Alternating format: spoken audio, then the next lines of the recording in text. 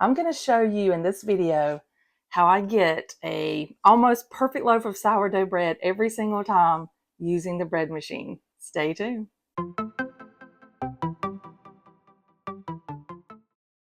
Hey y'all, welcome to the channel, or welcome back. I know it has been a while.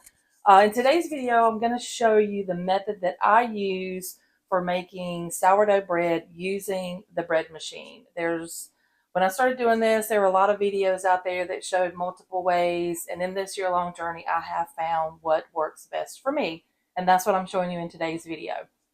There will be a video later where I talk about some of the tips and tricks and things that I've learned throughout this journey, because I have figured out that baking sourdough is definitely a science. But I just want to show you what I use, the ingredients that I use, the method that I follow, so you can bake your own sourdough bread. So let's go. Okay, so I'm going to be baking bread tomorrow. So I'm going to do my leaven today. And I have my starter here. This is Sunny. So, and I've done this a couple of times now, so I can pretty much eyeball it and tell how much I'm going to put in. I need about 30 grams, and I do weigh it. I weigh everything when I make my leaven. So I just want to be careful and not get too much in there. All right, so I'm going to go with this. So it's 27 grams. Put my lid back on it. And then I'll put this back in the refrigerator because that's where I keep my starter.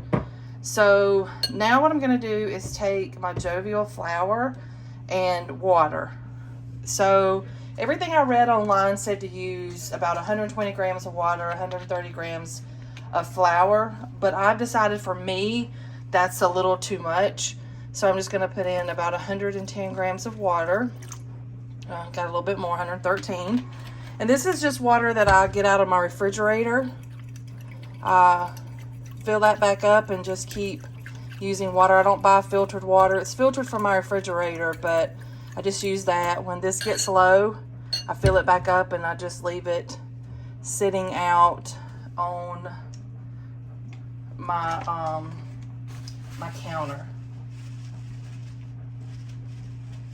There was something on the bottom of the bottle. All right, so then I just mix up the water in there with the starter or with Sunny. And now I'm going to add my flour. So I'm going to do, again, about 110 grams.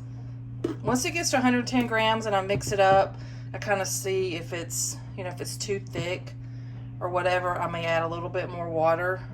But like I said, I've done this enough that I know about how much I need. And I do use einkorn flour for my leaven.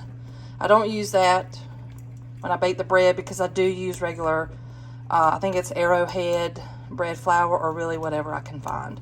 And I'm just going to mix this up really good.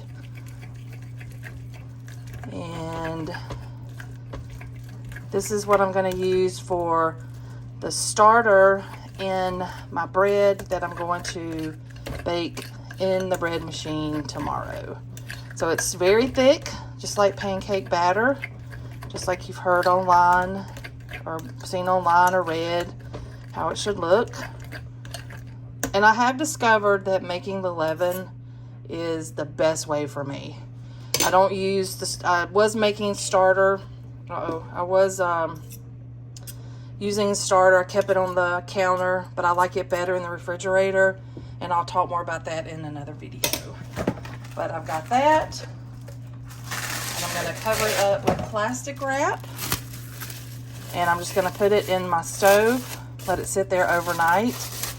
And I'm going to get up in the morning, finish the process, and I'll show you more then. Good morning. It's time to bake bread. I've let the leaven sit overnight. I'll show you that in just a minute. I'm going to show you everything that I use, tell you how much I use of it, and then we're going to put it over here in the bread machine. So really the only thing that I measure on the scale for this is the actual bread flour. And I must have touched that, but I'm going to tear that out, and I'm going to put 450 grams of bread flour. And I just use King Arthur's buy it at Walmart most of the time. And usually a bag of this will make, I think, 4 loaves. So I'm getting that down to $4.50. I'm going to be pretty precise with that. Sometimes I get 4, a little over, and I'll pull it out. Okay, just keep dumping that in there. There we go. There's 450 grams. Oh, 451. That's okay.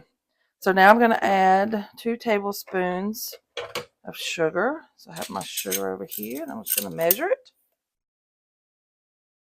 1 tablespoon.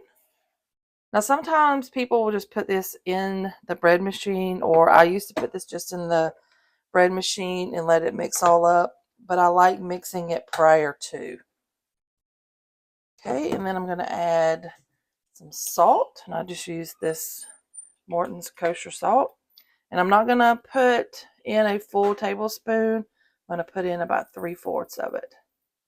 I'm going to do that. Put it in there. And now I am going to mix this up. And just use my little fork here. So I'm going to blend all that together before I put it over in the bread pan. Now again, you don't have to do it this way. This is just the way that I've been doing it. And I've been baking bread pretty successfully for the last couple of months with this method. Up until the last few months, I did not have success with my bread like I do now. And I think that this method has been the reason. All right. So I'm going to bring the bread pan over. And this is from the bread pan you saw in the little video at the beginning. This is 1 1/4 cup of water. And that is from the bottle of the filtered water that I showed earlier in the video. This is a half stick of butter, and this is unsalted butter. And I've always used unsalted butter, and I melted it prior. And then we're just going to put this in here with it. I'm not a baker, so I don't know all the terms and everything, but I can make a heck of a loaf of bread. All right, so I'm just going to put that in there. I have a friend, she's a baker. She likes to bake cakes, and when she gets bored, she bakes cakes. She makes some good cakes. So put that in there.